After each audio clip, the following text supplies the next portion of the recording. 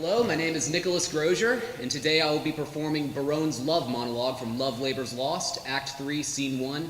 So at the start of the play, he basically signs this oath with two other lords for his kingdom that says, I'm not going to fall in love with any girl, I'm not going to be married, I'm just going to focus on my studies. And then Barone is like, that's stupid, but he still signs it on anyway. So basically, eventually in the play, he does fall in love, and he can't believe it because he doesn't believe in love. He's very cynical, very creative, and very impulsive, and that's all he wants. So he basically, at the start of this monologue, he curses Cupid in a way for making him fall in love and not being able to be with the girl he wants because he signed the oath. So, and I forsooth in love? I that had been love's whip, a very beetle to a humorous sigh, a critic, nay, a night watch constable, a domineering pendant o'er the boy than whom no mortal so magnificent?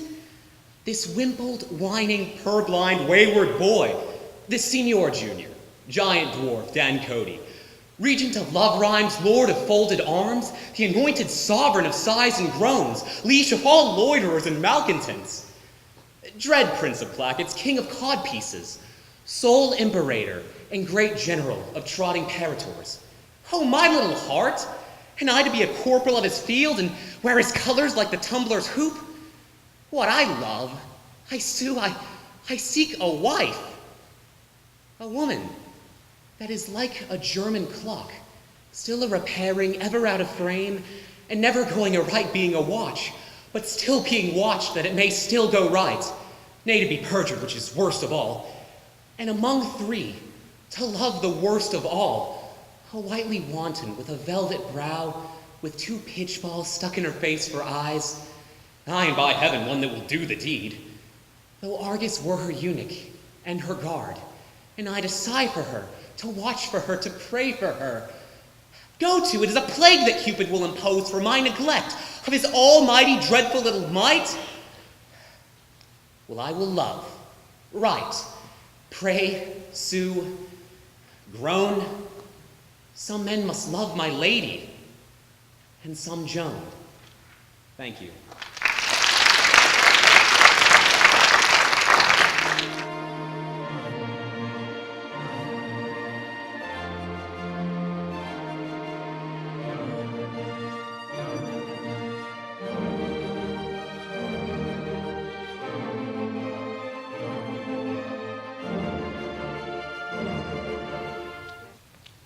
Good evening. My name is Madison Saunders, and I'll be performing Mistress Quickly from the Merry Wives of Windsor, Act 2, Scene 2. I will be tricking Falstaff into thinking Mistress Ford loves him, but she doesn't. Shall I vouchsafe your worship a word or two? There is one Mistress Ford, sir. I pray, come a little nearer this ways. I myself dwell with Master Dr. Caius. Why, sir, she's a good creature. Lord, your worship's unwanted. Well, heaven forgive you and all of us, I pray. Mary, this is the short and the long of it.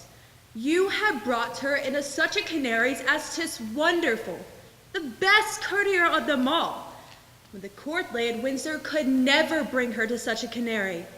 Yet there has been knights and lords and gentlemen with their coaches, I warrant you. Coach after coach, letter after letter, gift after gift, smelling so sweetly, all musk and so rushling. And I warrant you, in silk and gold, and in such elegant terms, and in such wine and sugar of the best and the fairest that would have won any woman's heart. And I warrant you they could never get an eye wink of her. I had myself 20 angels given me this morning, but I defy all angels in any sort, as they say. But in the way of honesty, and I warrant you, there could not get a sip of the cup with the proudest of them all. And yet there has been earls, nay, which is more, pensioners, but I warrant you, none is all in with her. Mary, she hath received your letter, for the which she thanks you 1,000 times, and she gives to notify you that her husband will be absent from his house between 10 and 11. Aye, forsooth, and then you may come to see the picture she says that you wot of, Master Ford, her husband, will be from home. Alas, the sweet lady lives an ill life with him. He's a very jealousy man. I never knew a woman so dote upon a man. Surely, I think you have charms. La youth-less. In truth, blessing on your heart for it. Thank you.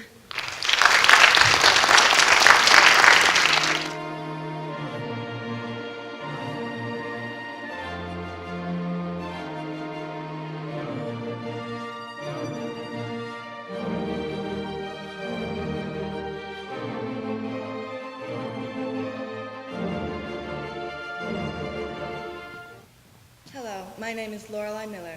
My monologue selection comes from Act 4, Scene 3 of Shakespeare's Timon of Athens. At this point in the play, Timon is in a cave in the woods by the seashore. He was once a very wealthy and generous man, giving to all the Athens community and his friends in abundance. Unfortunately, he was unaware of his massive debts. With no one willing to help him, he fled into the woods, where ironically he stumbled upon gold while digging for roots. Later on, bandits catch news of the gold and come to the cave with hopes of stealing it. This is Timon's response to them. Nor on the beasts themselves, the birds and fishes, you must eat men. Yet, thanks I must you con, that you are thieves professed, that you work not in holier shapes, for there is boundless theft in limited professions. Rascal thieves, here's gold, go, suck the subtle blood of the grape, till the high fevers seethe your blood to froth, and so scape hanging. Trust not the physician, for his antidotes are poison, and he slays more than you rob. Take wealth and lives together. Do, villainy, do, since you protest to do it. Like workmen, I'll example you with thievery. The sun's a thief, and with his great attraction robs the vast sea. The moon is an errant thief, and her pale fire she snatches from the sun. The sea is a thief, whose liquid surge resolves the moon into salt tears. The earth is a thief, that feeds and breeds by a composture stolen from general excrement. Each thing is a thief. The laws, your curb and whip, in their rough power, have unchecked theft. Love not yourselves, away! Rob one another, there's more gold, cutthroats, all that you meet are thieves. To Athens, go! Break open shops, nothing can you steal. But thieves, do lose it. Steal no less for this I give you. And gold, confound you howsoever. Amen.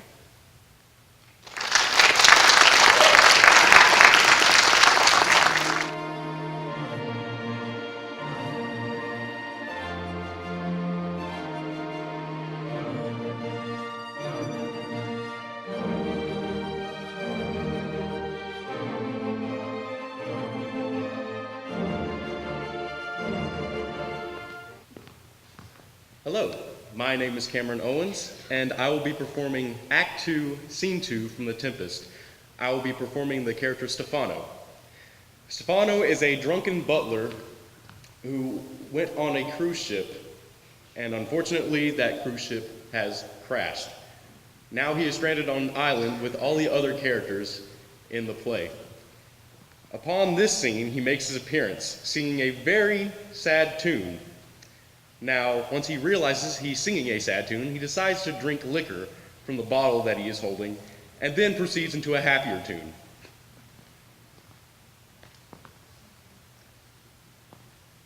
I shall no more to see, here shall I die sure. Oh, this is a scurvy tune to sing at a man's funeral. Here's my comfort.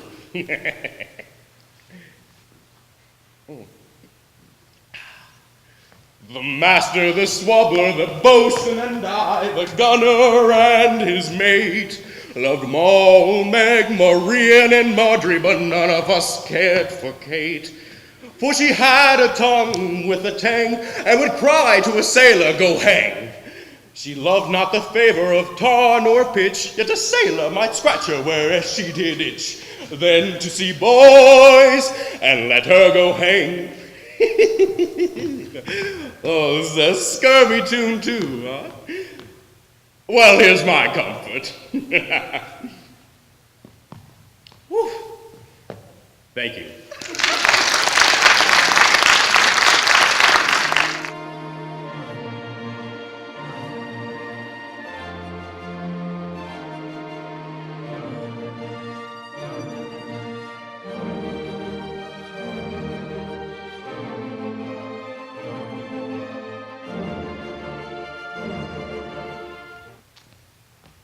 Hi, my name is Aubrey Holland.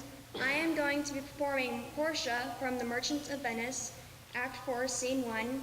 In this monologue, Portia has disguised herself as a lawyer so that she can persuade a Jew named Shylock to show mercy to her love, Antonio.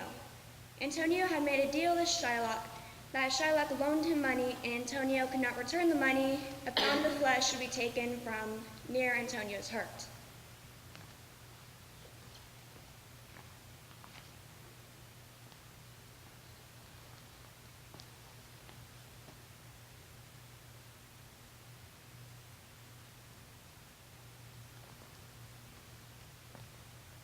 The quality of mercy is not strained. It droppeth as the gentle rain from heaven upon the place beneath. It is twice blessed him that gives, and him that takes. 'Tis the mightiest in the mightiest. It becomes the throne of monarch better than his crown. His scepter shows the force of temporal power, the attribute to awe and majesty, whereon doth sit the dread and fear of kings. But mercy is above this sceptered sway. It is enthroned in the hearts of kings. It is an attribute to God himself, and earthly power doth bend to likeness to God's, when mercy seasons justice. Therefore, Jew, though justice be thy plea, consider this, that in the course of justice none of us shall see salvation. We do pray for mercy, and that same prayer doth teach us all to render the deeds of mercy. I have spoke thus much to mitigate the justice of thy plea, and if thou follow this strict courts of Venice, must needs give sentence against that merchant there. Thank you.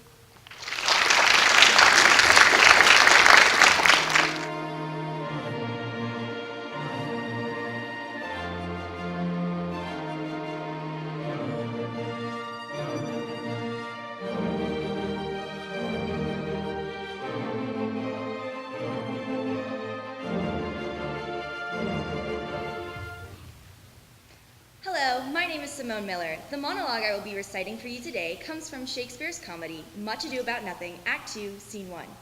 I will be portraying the character Benedict.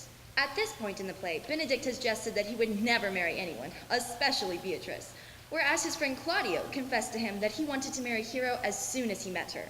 Benedict shares no such lust for anyone. In fact, he and Beatrice have quarreled up to this point. This monologue further proves his feelings towards her. Oh, she misused me past the endurance of a block. An oak, but with one green leaf on it would have answered her. My very visor began to assume life and to scold with her. She told me, not thinking that I had been myself, that I was the prince's jester, that I was duller than a great thaw, huddling jest upon jest with such impossible conveyance upon me that I stood like a man at a mark, with a whole army shooting at me. She speaks pointards, and every word stabs. If her breath were as terrible as her terminations, there were no living near her. She would infect to the North Star. I would not marry her, though she were endowed with all that Adam had left him before he transgressed. She would have made Hercules have turned, spit, yea, and have cleft his club to make the fire too. Come, talk not of her. You shall find her, the infernal eight, in good apparel. I would to God some scholar would conjure her, for certainly, while she is here, a man may live quiet in hell as in a sanctuary, and people sin upon purpose, because they would go thither. So indeed, all disquiet, horror, and perturbation follows her.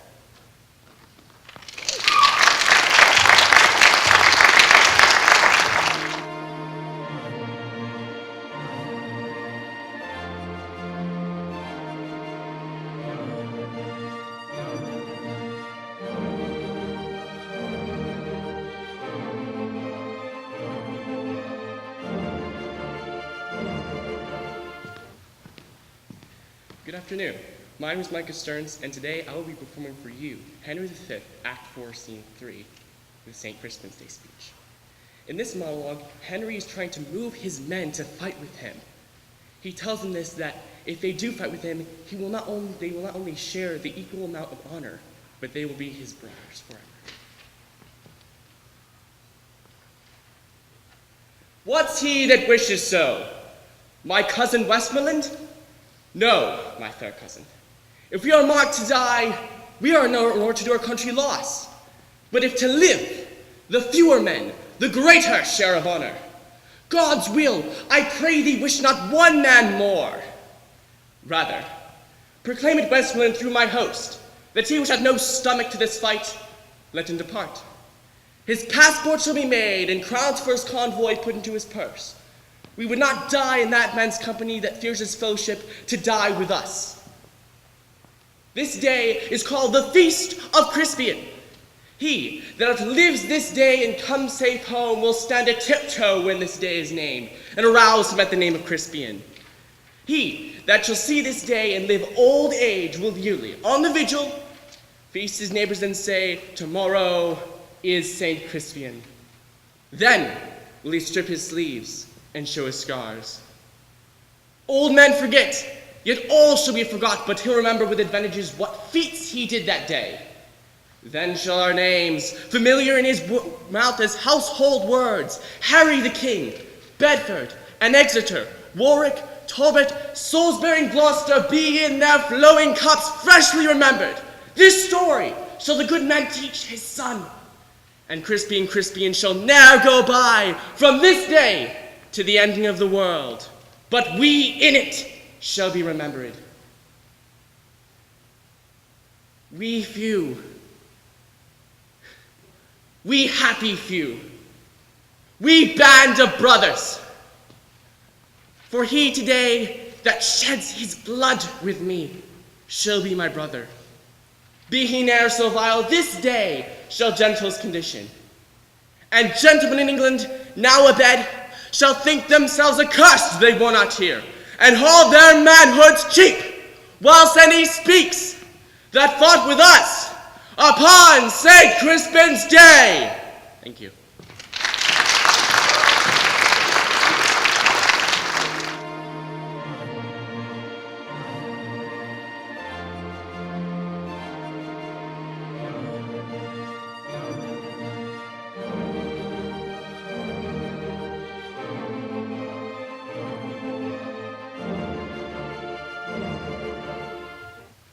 Hello, I'm Hunter Sumter, and I will be performing Mark Antony's Friends, Romans, Countrymen speech from Act 3, Scene 2 of The Tragedy of Julius Caesar.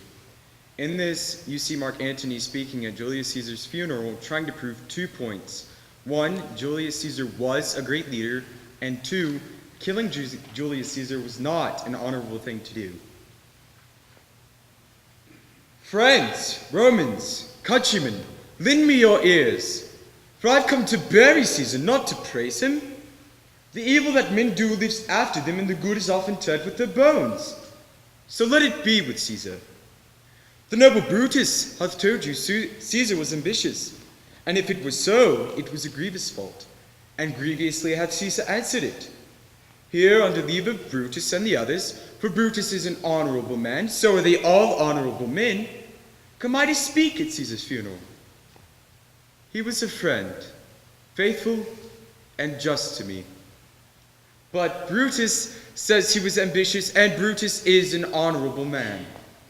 He hath brought many captives home to Rome, whose ransoms did the general coffers fill. Did this in Caesar seem ambitious? With the poor hath cried, Caesar hath wept. Yet Brutus says he was ambitious, and sure he is an honorable man. You all did see that on the Lupercal. I thrice presented him with the king and the crown, which he did thrice refuse. Was this ambition? But Brutus says he was ambitious, and sure he is an honorable man. I come not to disprove what Brutus spoke, but I come here to tell you what I do know. You all did love him once, not without reason. So what reason withholds you to mourn for him? O judgment, thou art fled to brutish beasts, and men have lost their reason. Yesterday, the word of Caesar would have stood against the world. Now lies he there, and none yet so poor to do him reverence. O masters, if I were disposed, I would stir your hearts and minds with mutiny and rage. I should do Brutus wrong and Cassius wrong, but who we all know who are honorable men. But I cannot. I would rather wrong the dead, or wrong myself, or you. It would be a shame to wrong such honorable men. Here I have a parchment with the seal of Caesar. I found it in his closet. It is his will. Let but the comments hear this testament, which, pardon me, I do not mean to read. And you would go and kiss dead Caesar's wounds, and dip your napkins in his sacred blood, yea, and beg a hair of him for memory, bequeathing it as some rich legacy into the last issue. But I must not read it. It is not meant for you to know how much Caesar loved you. You are not wood, you are not stones, but men. And being men, hearing the will of Caesar, it will inflame you. It will make you mad. 'Tis good you know not that you are his heirs. Oh, what would become of it? I have overshot myself to tell you of it. I fear I have wronged the men whose daggers have stabbed Caesar. I do fear it.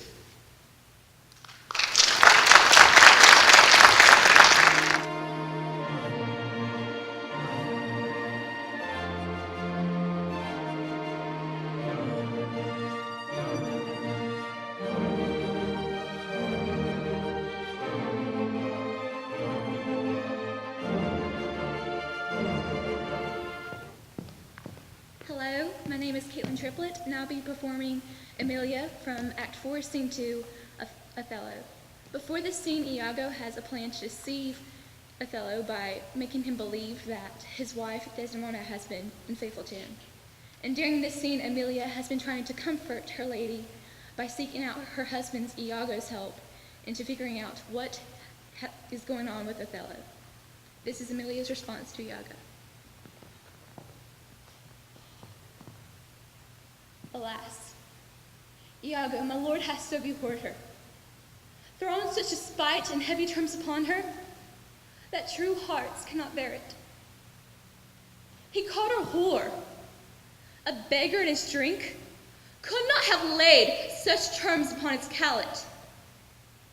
Hath she forsook so many noble matches, her father and her country and her friends, to be called whore? Would it not make one weep? I would be hanged if some internal villain, some busy and insinuating rogue, some cogging, cozening slave to get some office, have not devised a slander, I will be hanged else. A halter pardon him and hell not his bones. Why should he call her a whore? Who keeps her company? What place, what time, what form? What likelihood? The Moors abused by some most villainous knave, some base notorious knave, some scurvy fellow. O heavens, that such companions thou unfold and put in every honest hand a whip, to lash the rascals naked through the world, even from the east to the west. Thank you.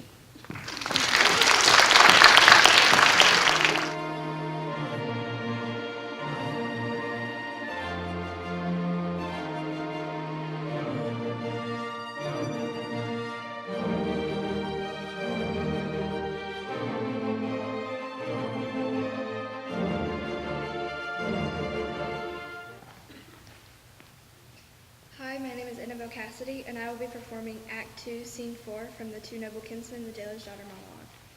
So pretty much what's going on is there are these two cousins, and they've been taken prisoner of war. The jailer's daughter falls in love with one of the cousins despite his love for someone else. In return, she decides to set him free to confess her love for him, and this is her monologue. Then, I loved him, extremely loved him, infinitely loved him. And yet, he had a cousin. Fair is he too, but in my heart was Palamon. And there, Lord, what a coil he keeps to hear him sing in an evening. Oh, what a heaven it is. And yet, his songs are sad ones. Fair-spoken was never gentleman. When I come to bring him water in the morning, first he bows his noble body, and then salutes me thus. Fair, gentle maid, good morrow. May thy goodness give thee a happy husband. Once he kissed me, loved my lips the better 10 days after, and would he would do so every day. He grieves much, and me as much to see his misery. What should I do to make him know I love him? For I would fain enjoy him. Say, I ventured to set him free. What says the law then? Thus much for law or kindred, I shall do it, and this night or tomorrow he shall love me. Thank you.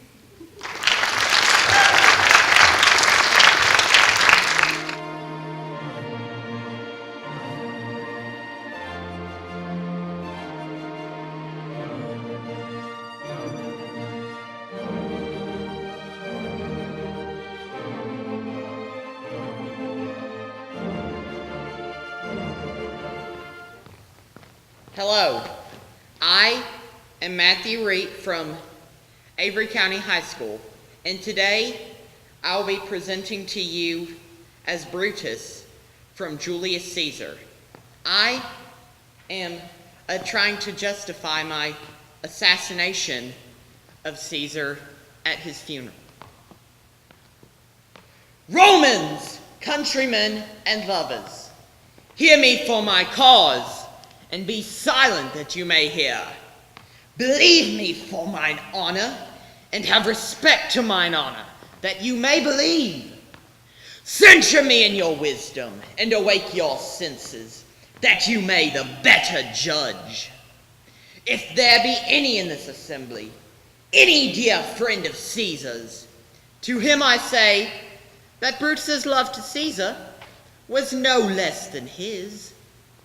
If then that friend demand why Brutus rose against Caesar, this is my answer.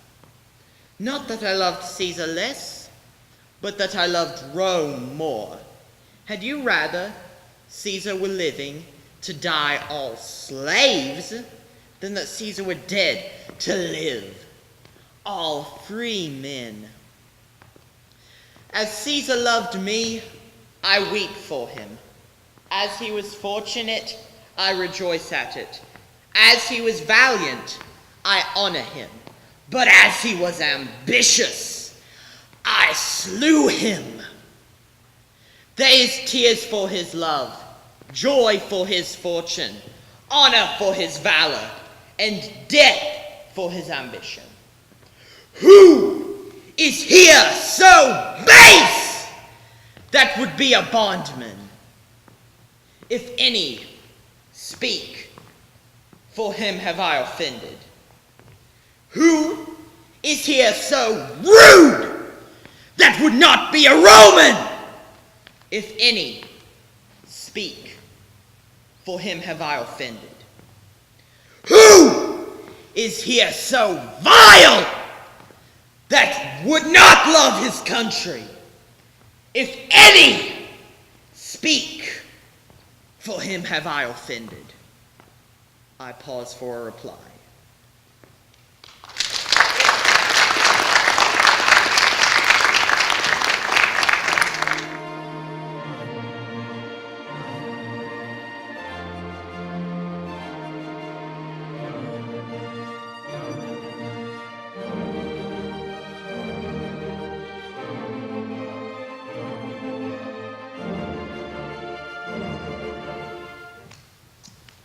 Good afternoon.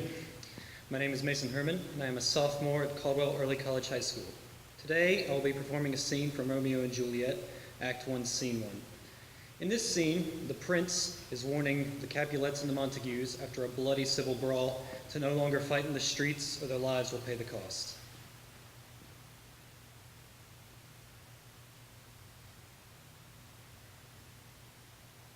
Rebellious subjects, enemies to peace, profaners of this neighbor's stained steel. Will they not hear? What ho, you men, you beasts that quench the fire of your pernicious rage with purple fountains issuing from your veins. On pain of torture from these bloody hands, throw your mistempered weapons to the ground and hear the sentence of your move, prince. 3 civil brawls, bred of an airy word, by thee, old Capulet and Montague, have thrice disturbed the quiet of our streets, and made Verona's ancient citizens cast by their grave beseeming ornaments to wield old partisans in hands as old, cankered with peace, to parch your cankered hate. If ever you disturb our streets again, your lives will pay the forfeit of the peace. For this time, all the rest depart away. You, Capulet, shall go along with me, and Montague, come you this afternoon, to know our further pleasure in this case, to old Freetown, our common judgment place. Once more, on pain of death, all men depart. Thank you.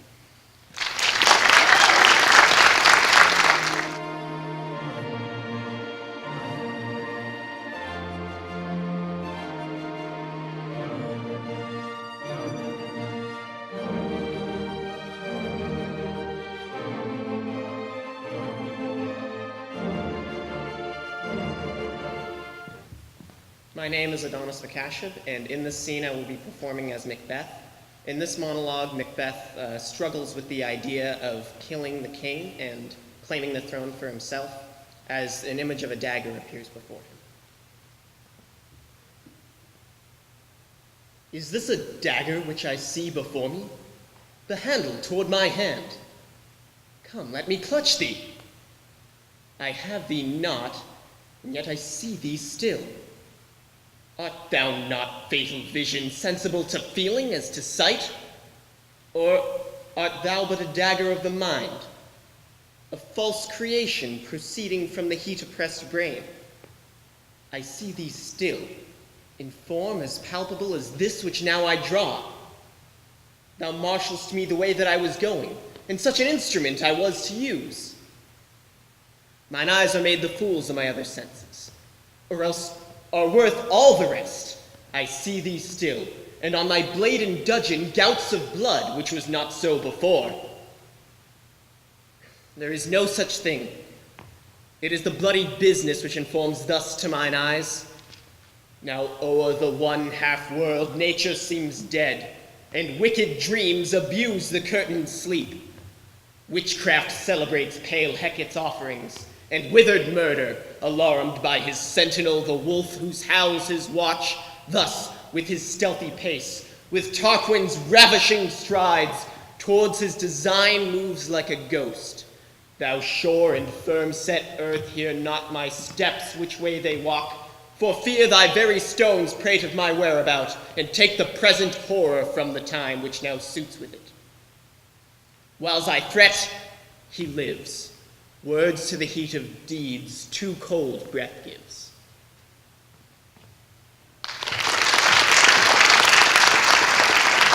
So on behalf of the judges, we just want to say, wow, how amazing all of you are.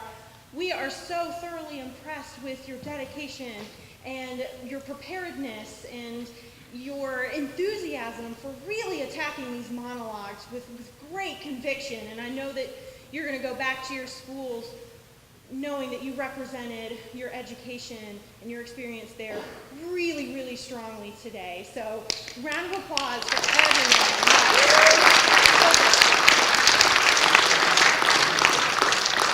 I never turn down an opportunity to talk. So that's why I'm up here talking. But also because I'm with a little organization called the Foothills Performing Arts, and we're the resident theater here at the J.E. Broyhill Civic Center. In the next 2 weeks, we're putting up our production of A Midsummer Night's Dream set in 1970s at a roller disco. So we've titled the show A Midsummer Night's Roller Disco. So for our first through sixth place winners, we want to extend the invitation to you folks to come and perform your winning monologues before our performances each night of the show. They're April 20th through the 23rd. So we'd like to have one monologue before each performance, and we realized that on 2 of the performances we'll do 2 monologues. So I will stay after the awards are announced and presented in pictures so that you can get in contact with me and we can set which days those winners will be able to perform. So thank you again.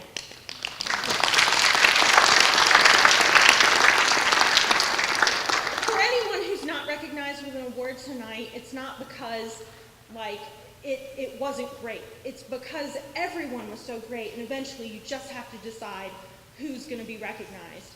So don't let anything discourage you. All of you are amazing and have so much potential and so much talent that just needs to be reined in and really focused.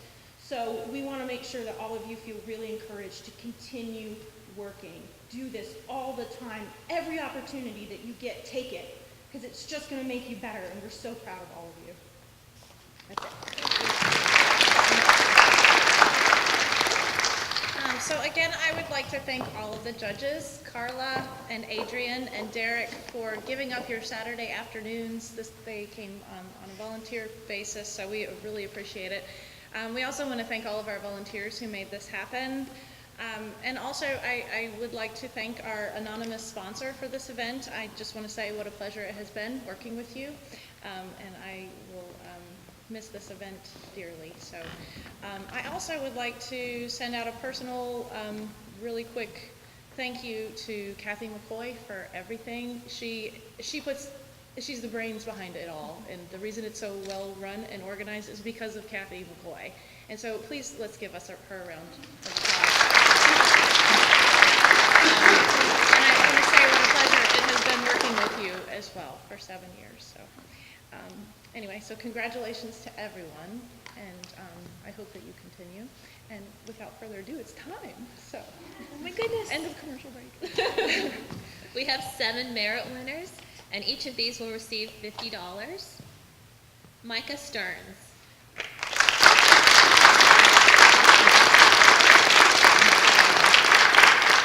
Micah's from Hickory Christian Academy, Catawba. And then we have Hunter Sumter from Tybright.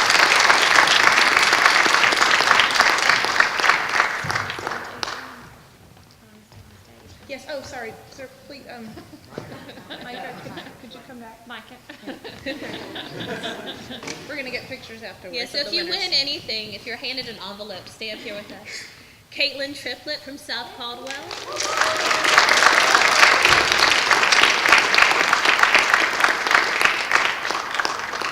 Annabelle Cassidy from Caldwell Early College.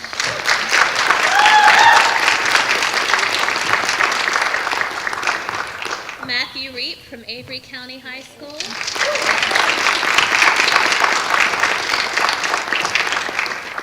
Mason Herman from Caldwell Early College.